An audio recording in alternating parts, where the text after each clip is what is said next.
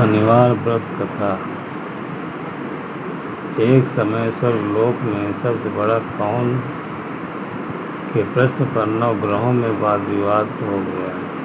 विवाद इतना बढ़ा, परस्पर भयंकर युद्ध की स्थिति बन गई। निर्णय के लिए सभी देवता देवराज इंद्र के पास पहुँचे और बोले, हे देवराज, आपको निर्णय करना होगा, हम 9 ग्रहों में से कौन सबसे बड़ा है। देवताओं का प्रश्न सुनकर देवराज इंद्र उलझन में पड़ गए। इंद्र बोले, मैं इस प्रश्न का उत्तर देने में असमर्थ हूँ। हम सभी पृथ्वी लोक में उज्जैन में राजा विक्रमादित्य के पास चलते हैं। देवराज इंद्र सहित सभी ग्रह देवता उज्जैनी नगरी पहुँचे। महल में पहुँचकर जब देवताओं ने उनसे अपना प्रश्न पूछा तो राजा विक्रमादित्य भी कुछ देर के लिए परेशान हो उठे, क्योंकि सभी देवता अपनी अपनी शक्तियों के कारण महान थे। किसी को भी छोटा या बड़ा कर देने से उनके क्रोध के प्रकोप से भयंकर हानि पहुँच सकती थी। अचानक राजा विक्रमादित्य को एक उपाय सूझा और उन्होंने विभिन्न धातुओं स्वर्ण, रजत, कांसा, ताम्र, सीसा, रांगा, जस्ता, अभ्रक और लोहा के 9 आसन बनवाए। धातुओं के गुणों के अनुसार सभी आसनों को एक दूसरे के पीछे रखवा कर उन देवताओं को अपने अपने सिंहासन पर बैठने को कहा। देवताओं पर बैठने के बाद राजा विक्रमादित्य ने कहा, आपका निर्णय तो स्वयं हो गया। जो सबसे पहले सिंहासन पर विराजमान है वही सबसे बड़ा है। राजा विक्रमादित्य के निर्णय को सुनकर शनि देवता ने सबसे पीछे आसन पर बैठने के कारण अपने को छोटा जानकर क्रोधित होकर कहा, राजा विक्रमादित्य, तुमने मुझे सबसे पीछे बैठाकर मेरा अपमान किया है। तुम मेरी शक्तियों से परिचित नहीं हो, मैं तुम्हारा सर्वनाश कर दूंगा। शनि ने कहा, सूर्य एक राज पर 1 महीने, चंद्रमा 102 दिन, मंगल 1.5 महीने, बुध और शुक्र 1 महीने, बृहस्पति 13 महीने रहते हैं, लेकिन मैं किसी राशि पर 7.5 वर्ष 7.5 रूप में रहता हूँ। बड़े बड़े देवताओं को मैंने अपने प्रकोप से पीड़ित किया है। राम को 7.5 के कारण ही वन में जाकर रहना पड़ा। रावण को 7.5 के कारण ही युद्ध में मृत्यु का शिकार बनना पड़ा। राजा, अब तो भी मेरे प्रकोप से नहीं बच सकेगा। इसके बाद अन्य ग्रहों के देवता तो प्रसन्नता के साथ चले गए, किंतु शनिदेव बड़े क्रोध के साथ वहाँ से विदा हुए। राजा विक्रमादित्य पहले की तरह ही न्याय करते रहे। उनके राज्य में सभी स्त्री पुरुष बहुत आनंद से जीवन यापन कर रहे थे। कुछ दिन ऐसे ही बीत गए। उधर शनि देवता अपने अपमान को भूले नहीं थे।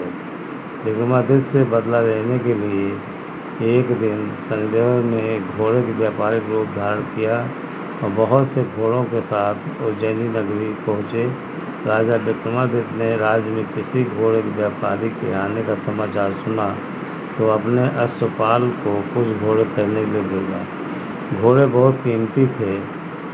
अश्वपाल ने जब वापस लौट कर संबंध बताया तो राजा विक्रमादित्य ने स्वयं जाकर एक सुंदर और शक्तिशाली घोड़ा पसंद किया।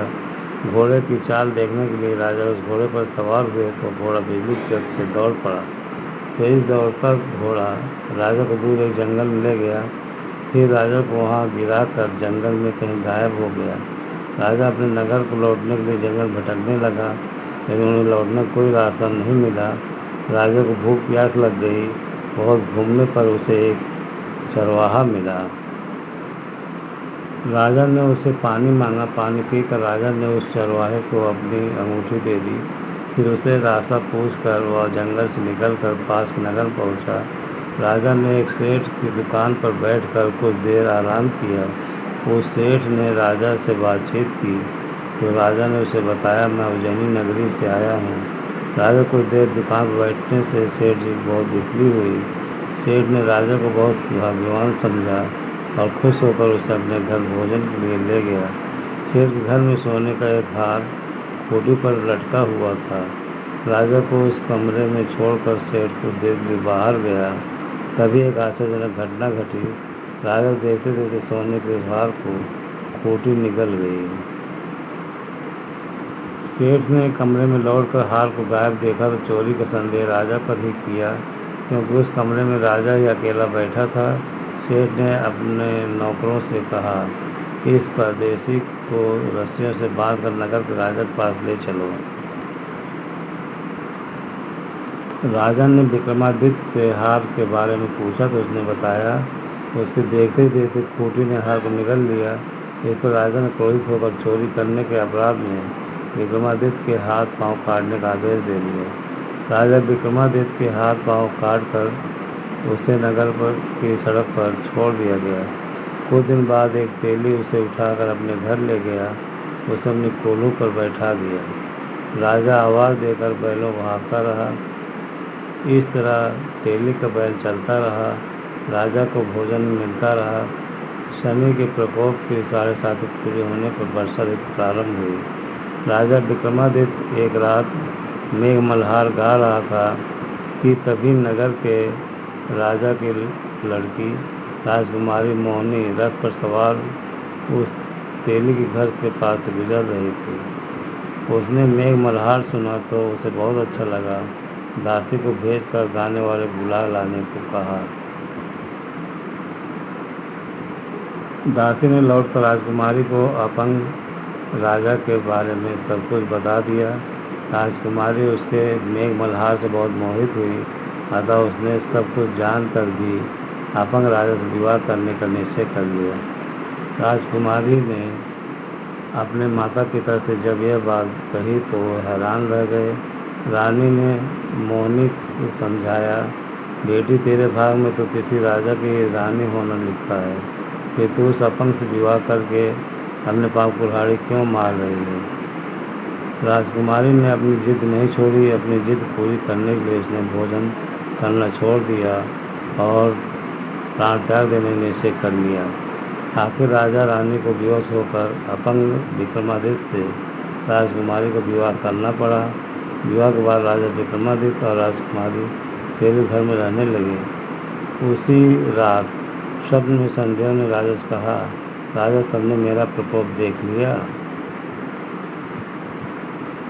मैंने तुम्हें अपने अपमान का दंड दिया है। राजा ने संदेव से क्षमा करने को कहा और प्रार्थना की, हे संदेव, आपने जितना दुख मुझे दिया अन्य किसी ने नहीं दिया, अन्य किसी को मत देना। संदेव ने कुछ सोच कर कहा, राजा, मैं तुम्हारी प्रार्थना स्वीकार करता हूँ। जो कोई स्त्री पुरुष मेरी पूजा करेगा, शनिवार को व्रत करके मेरी व्रत कथा सुनेगा, तो उसमें मेरी अनुकंपा बनी रहेगी। प्रातःकाल राजा विक्रमादित्य की नींद खुली।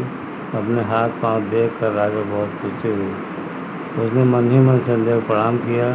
राजकुमारी भी राजा के हाथ पांव सही सलामत देख कर आश्चर्य में डूब गई। तब राजा विक्रमादित्य ने अपना परिचय देते हुए संदेव प्रकोप की सारी कहानी सुनाई। सेठ को जब इस बात का पता चला तो दौड़ता हुआ तेरे घर पहुंचा और राजा के चरणों में गिरकर क्षमा मांगने लगा। राजा ने उसे क्षमा कर दिया, क्योंकि यह सब कुछ संदेव प्रकोप से हुआ था। सेठ राजा को अपने घर ले गया, उसे भोजन कराया। भोजन करते समय वहाँ एक आश्चर्यजनक घटना घटी। सबको देखते देखते उस खूंटी ने हार उगल दिया। सेठ जी ने अपनी बेटी विवाह भी राजा के साथ कर दिया और बहुत से स्वर्ण आभूषण, धन दौलत आदि देकर राजा को विदा किया। राजा विक्रमादित्य राजकुमारी मोहिनी और सेठ की बेटी के साथ उज्जैनी पहुँचे तो नगरवासियों ने हर्ष से उनका स्वागत किया। अगले दिन राजा विक्रमादित्य ने पूरे राज्य में घोषणा कराई कि संदेव सब देवों में सर्वश्रेष्ठ हैं। प्रत्येक स्त्री पुरुष शनिवार को उनका व्रत करें और व्रत कथा अवश्य सुनें। राजा विक्रमादित्य की घोषणा से संदेव बहुत खुश हुए, प्रसन्न हुए। शनिवार को व्रत करने और व्रत कथा सुनने का कारण सभी लोगों की मनोकामनाएं संदेव की अनुकंपा से पूरी होने लगी। सभी लोग आश्चर्य रूप से आनंदपूर्वक रहने लगे।